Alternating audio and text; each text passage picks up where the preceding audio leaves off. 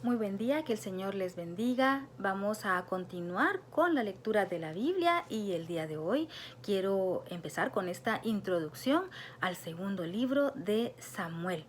No sé por qué, pero creo que el primer libro de Samuel fue bastante largo o quizá yo me tardé demasiado con los videos, no sé, pero creo que ha pasado mucho tiempo.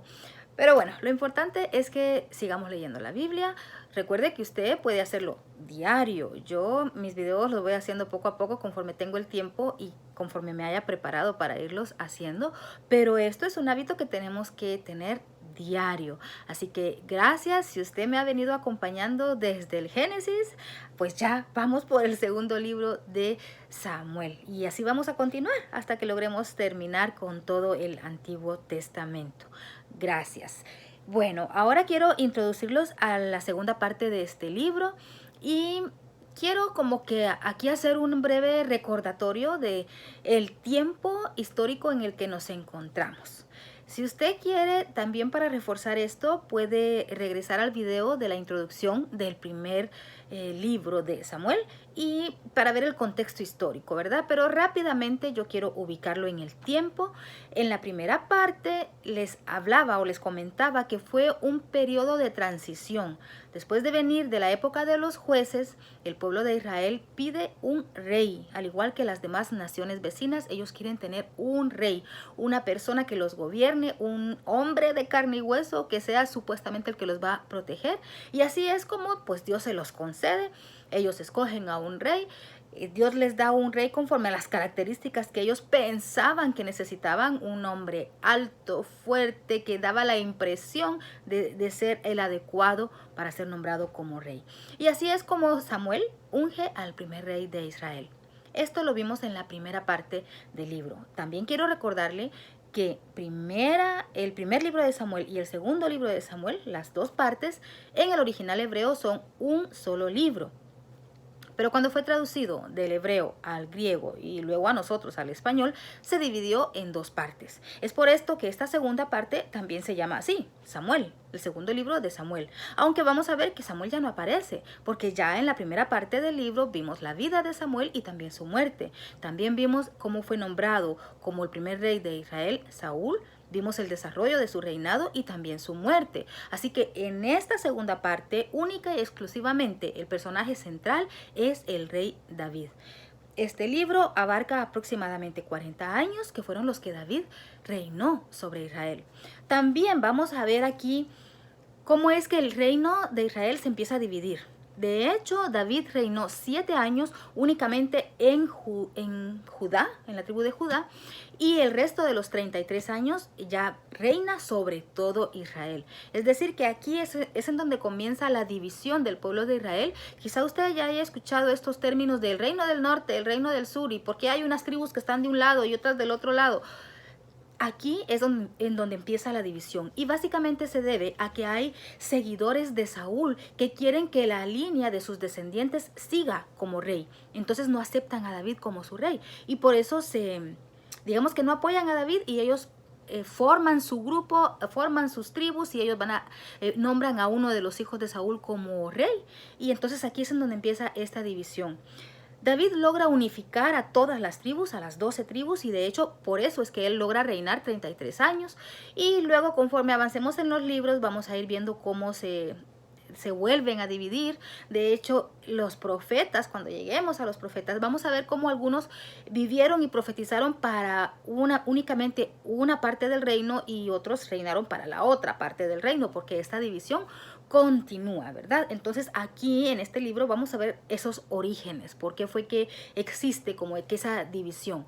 También hubieron otros factores que influyeron en esta división, que es la cuestión geográfica, por cuestiones territoriales, digámoslo así. Era también como más fácil que un grupo de tribus estuvieran unidas mientras que las otras estaban separadas. Por eso es que surgió también este tipo de división. Vamos a ver esos detalles en el transcurso de la historia del desarrollo del reinado de David.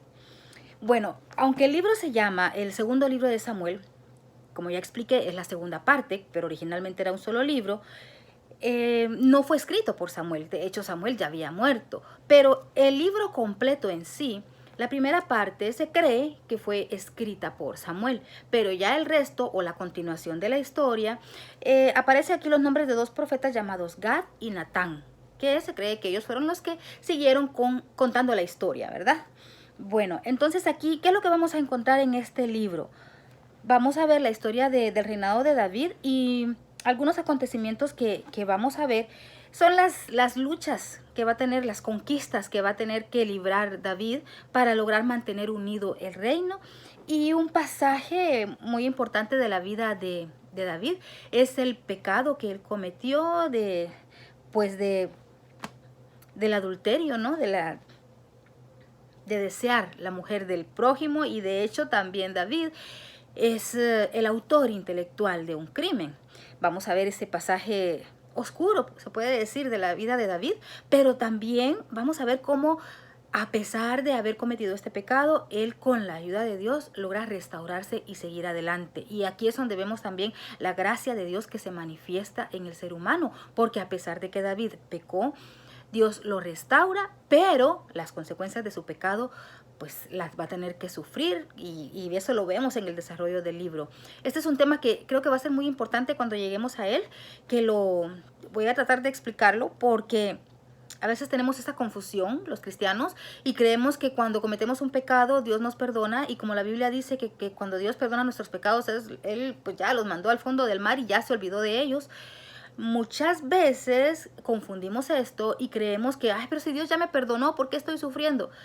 Y aquí espero que Dios me ayude a poder explicarles esto. Dios perdona nuestros pecados, pero hay consecuencias naturales del pecado que cometimos, y esas consecuencias Dios no nos las va a quitar. Vamos a tener que sufrirlas, y eso es inevitable, aunque el perdón de Dios siempre va a estar. Esto lo vamos a ver aquí. Otra cosa importante es cómo la Biblia nos muestra a todos sus personajes, sus victorias, sus luchas, pero también sus pecados, también sus errores, también las cosas malas que hicieron. La Biblia no esconde las cosas malas ni los pecados que ellos cometieron, y de hecho esto debe ser una luz para nosotros, para que no cometamos los mismos errores que estos grandes líderes cometieron. A veces, cuando no hemos leído la Biblia, o cuando somos nuevos o recién convertidos a la fe cristiana, creemos que la Biblia, al ser un libro sagrado, significa que también sus personajes son como santos. Pero la Biblia en ningún momento nos dice aquí, no, es que todos estos personajes solo fueron buenos, fueron perfectos, tienes que ser como ellos. No, la Biblia nos muestra la historia de estos personajes, lo bueno que hicieron, pero también nos muestra lo malo, el lado humano, ya que en santo no hay uno. El único que cumplió con todo fue Jesucristo, el Hijo de Dios. Pero aunque David es un personaje de gran relevancia e importancia para la historia judía y para la historia cristiana, esto no significa de que al ser él siempre tan alabado, tan recordado, esto no significa que aunque digamos tuvo un corazón conforme al corazón de Dios, esto lo haya hecho a él perfecto, y que él estuviera exento de las tentaciones y de los pecados de la carne. Y esto se comprueba acá. Y si lo traemos a la actualidad, esto significa que tenemos siempre que tener cuidado, no creernos perfectos en ningún momento. De hecho, la Biblia dice que el que está firme, mire que no caiga, porque al estar en esta naturaleza pecaminosa en la carne, no estamos exentos de cometer pecados. Y esto también nos tiene que ayudar a esto que siempre digo, que evitemos el juzgar, porque somos rápidos para juzgar a las personas. Quizá nos ha tocado sufrir las consecuencias de algún líder que ha caído en algún pecado. No solamente este tipo de pecados de adulterio, quizá otras situaciones en su vida, y lo señalamos con el dedo y lo juzgamos y lo criticamos y lo desechamos. Pero vemos que Dios no hace eso con sus escogidos. Dios perdona, restaura, y obviamente que paguen las consecuencias de su pecado, pero en ningún momento lo abandona.